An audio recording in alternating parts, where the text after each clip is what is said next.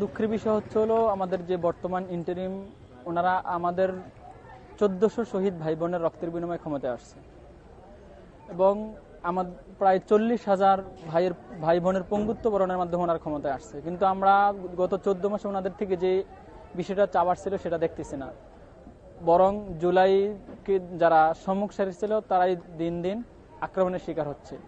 আমরা জানি শরীফ ওসমান হাদি ভাই, ওনাকে হামলা করা হয়েছে 12ই ডিসেম্বর, আজকে 8ই জানুয়ারি, প্রায় 28 দিন। এই লম্বা সময় এখনো ইন্টারিম খুনিকে ধরতে পারে নাই।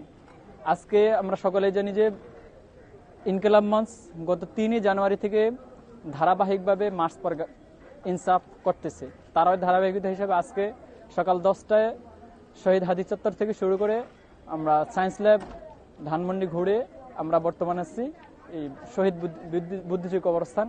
এরপর আমরা পুরো ঢাকা শহর ঘুরবো। আমাদের প্রধানতম যে দাবিটা ছিল সেটা হচ্ছে হলো প্রধান শরীফ ওসমান হাদির যে খুনি ফয়সাল তো মাত্র হত্যাকারী, ওকে যারা শেল্টার দিছে তাদেরকে সহ ফয়সাল সহ সবাইকে গ্রেফতার করতে হবে এবং সেনাবাহিনী এবং সরকারের ঊর্ধ্বতন কর্মকর্তাদের মধ্যে যারা এই সন্ত্রাসের সাথে জড়িত তাদেরকে আইনের আওতায় আনতে হবে এবং জুলাইয়ের যেই শহীদ যারা ওনাদেরকে এখনো পর্যন্ত পর্যাপ্ত সম্মান দেওয়া হয় না, তাদের যেই সম্মানটুকু দেওয়া হয় এবং খুনিদেরকে দ্রুততার সহিত বিচার আওতায় আনা হোক। এবং সর্বশেষ যে দাবি সেটা হচ্ছে হলো ভারত আমাদের যদি বন্ধুত্ব রাখতে চায়, ভারত যেন তার খুনিদেরকে দ্রুততার মধ্যে ফিরিয়ে দেয়, আর যদি ফিরিয়ে দিতে না চায়, ওনারা অস্বীকার যায়, তাহলে আমাদের বাংলাদেশ যেন তাদের সাথে সম্পূর্ণ চুক্তি বিচ্ছিন্ন করে এবং আন্তর্জাতিক অপরাধ ট্রাইব্যুনালে যেন তাদের ব্যাপারে মামলা করে।